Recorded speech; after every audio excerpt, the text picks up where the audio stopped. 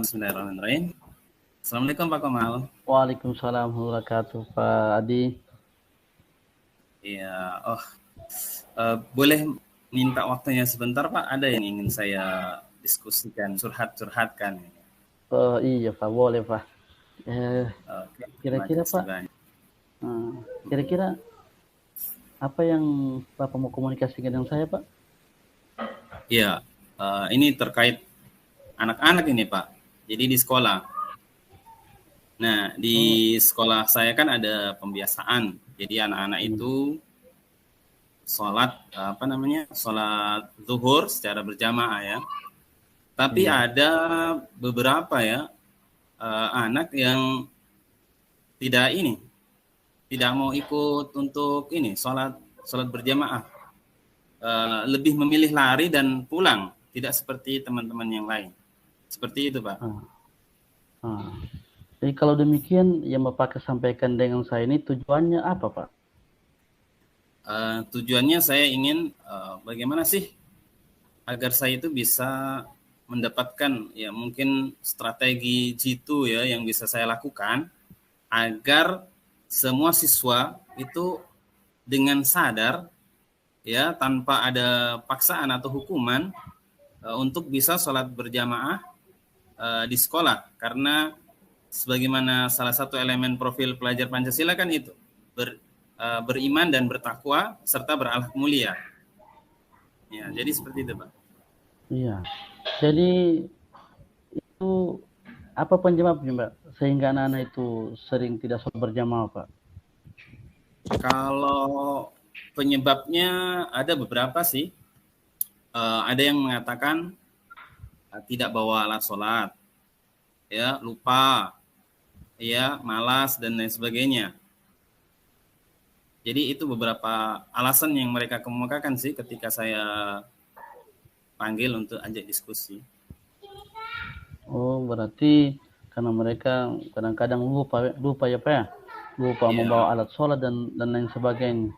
Jadi Pak, kira-kira yang Pak Adi mau lakukan untuk menyelesaikan persoalan anak-anak yang tidak sering sholat berjamaah itu Pak, bagaimana Pak?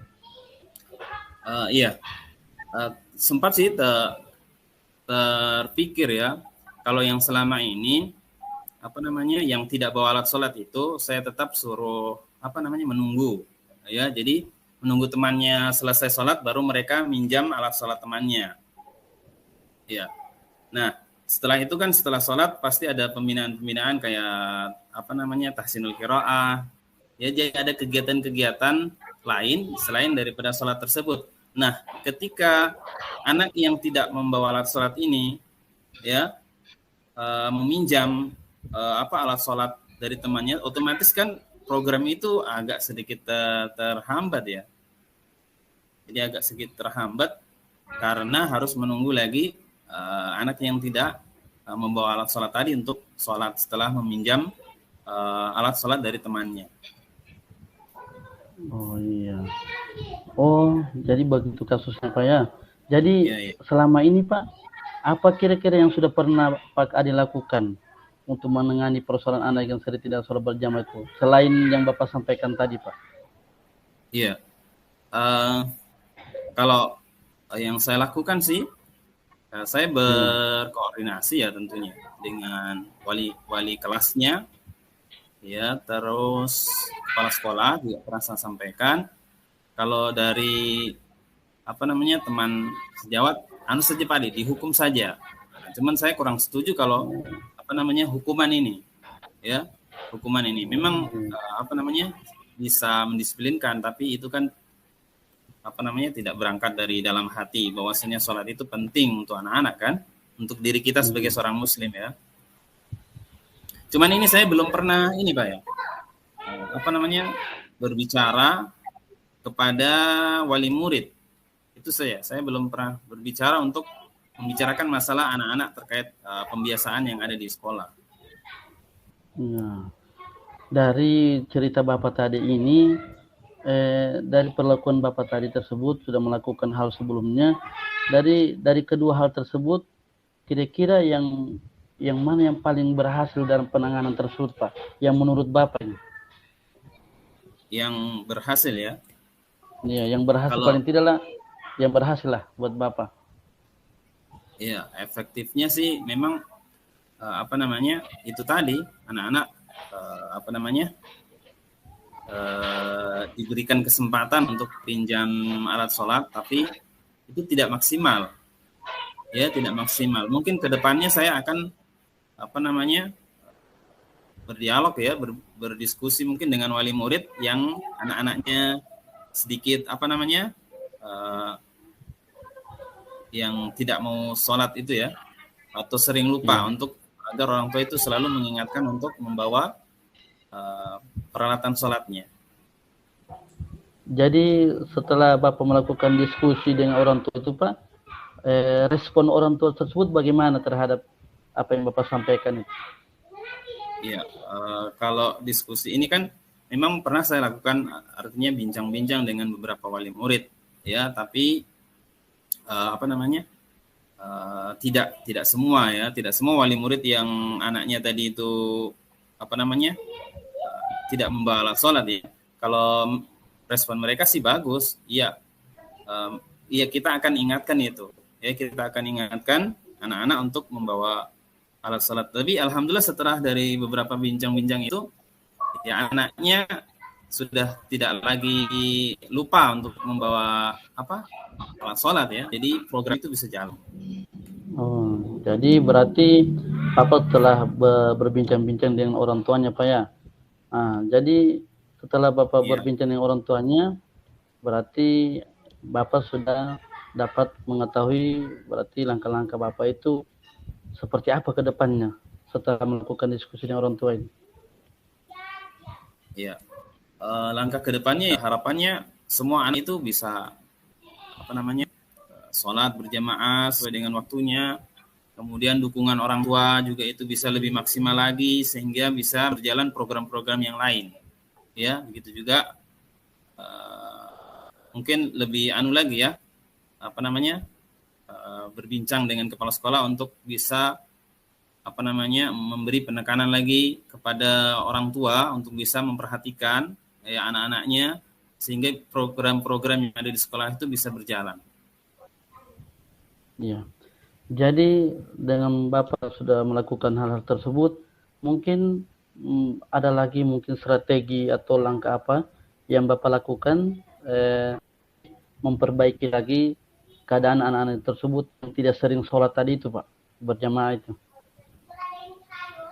Ya, mungkin ke depannya ya saya lebih ini lagi ya bicara dari hati ke hati lagi untuk anak-anak yang beberapa itu ya. Jadi tidak banyak sih, sekitaran 5 orang ya yang itu memang mereka ini baku bawa.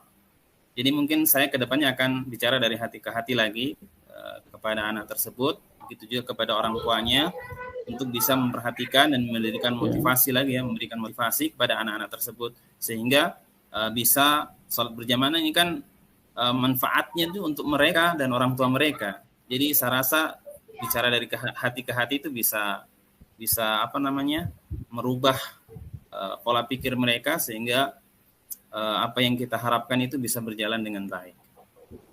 Ya, luar biasa. Berarti Bapak ini berarti melakukan pendekatan hati ke hati Pak.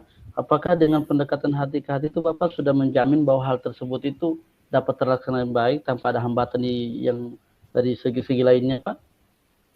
Ya, tentunya ketika kita menjalankan niat yang baik, tidak 100% bisa berjalan dengan maksimal ya. Tentunya ada hambatan-hambatan yang akan kita dapat. Setiap program yang kita jalankan pasti ada hambatan, entah itu besar atau kecil pasti ada. Ya. Berarti dalam setiap usaha itu seperti Bapak sampaikan tadi itu pasti ada hambatan-hambatannya. Jadi untuk mengantisipasi hambatan-hambatan yang muncul ketika Bapak telah melakukan mediasi tersebut, mungkin ada cara-cara Bapak sehingga apa yang Bapak sampaikan itu betul-betul mengena di hati mereka dan membuat mereka itu mau untuk merespon hal Bapak tersebut. Ya. Selain dari bicara dari hati ke hati ya. Mungkin langkah ke depannya agar apa yang saya harapkan atau sekolah harapan ini bisa berjalan, kayaknya perlu dikunjungi ya ke rumah wali murid itu ya. Itu mungkin lebih sopan lagi, lebih terhormat lagi mereka ketimbang kita surati untuk dipanggil ke sekolah ya. Iya, Kedepannya iya. seperti itu. Kita yang datang ke rumah Ah, wali murid ya untuk bisa bicara dari hati ke hati tadi ketimbang mereka diundang ke sekolah. Kayaknya itu cara yang efektif dan jitu sepertinya. luar biasa cara yang Bapak lakukan. Kira-kira Pak dengan berkunjung ke rumah orang tua tersebut Pak, kira-kira kapan Bapak akan lakukan hal tersebut Pak? Ya, karena ini kan sholat ini kan tiap hari. Kalau di sekolah kami ini Senin sampai Kamis, ya. Iya. Dan mungkin saya akan berkunjung ke rumah-rumah ya pekan depan ya, supaya saya bisa mempersiapkan segalanya. Kalau saya hari ini langsung ke rumah mungkin khawatirnya momennya kurang tepat ya, situasinya tidak mendukung ya. Jadi mungkin sebelumnya saya akan menyampaikan ke anak-anak bahwasanya saya akan berkunjung ke rumahnya minggu depan. Jadi orang tua akan lebih siap lagi.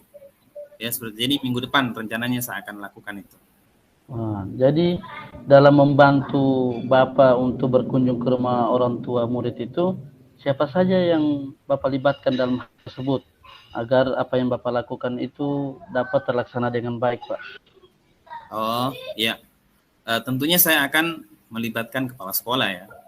Tetap kepala sekolah itu sebagai orang yang kita kita muliakan, kita utamakan ya, karena kita mereka adalah pimpinan kita. Jadi otomatis saya akan melibatkan kepala sekolah. Gitu juga wali-wali kelasnya, wali-wali kelas anak-anak yang bermasalah.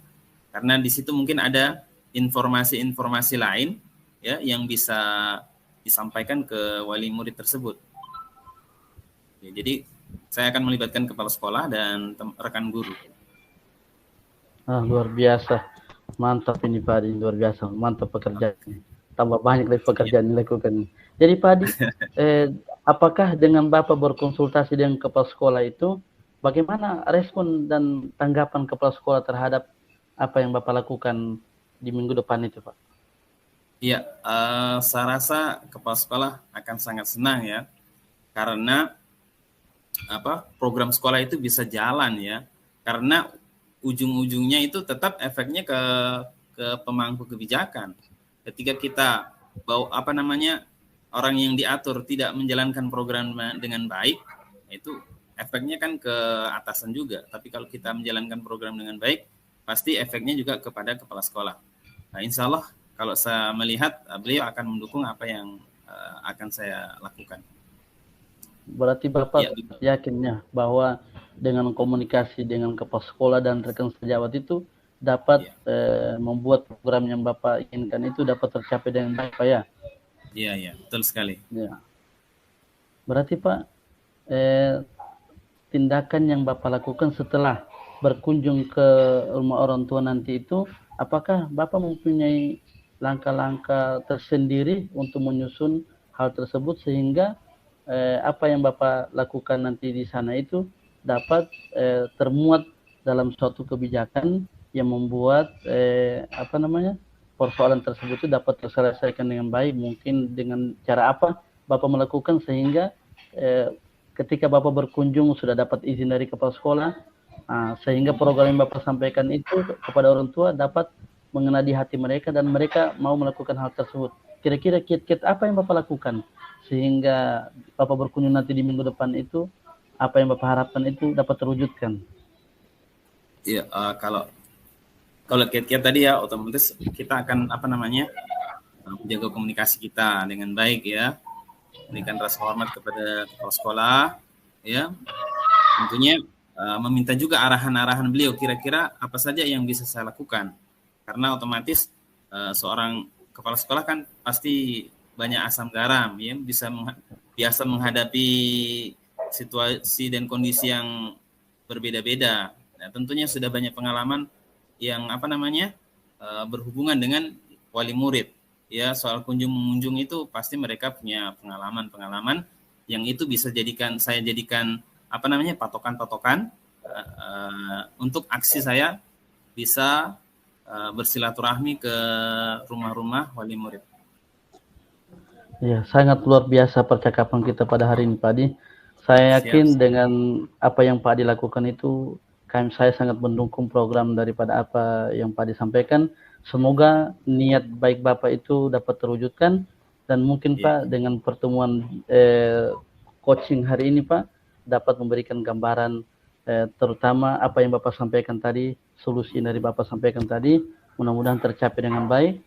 Untuk itu, amin. Kami akhiri percakapan kami pada hari ini, yaitu tentang coaching bersama Koci. Terima kasih banyak Pak Koci, Pak Adi. Semoga sukses selalu. Justru saya yang banyak terima kasih nih Pak. Karena dari diskusi tadi, dengan pertanyaan-pertanyaan yang Bapak ajukan tadi, membuka wawasan saya bertambah. Jadi, oke Pak Adi, Assalamualaikum warahmatullahi wabarakatuh.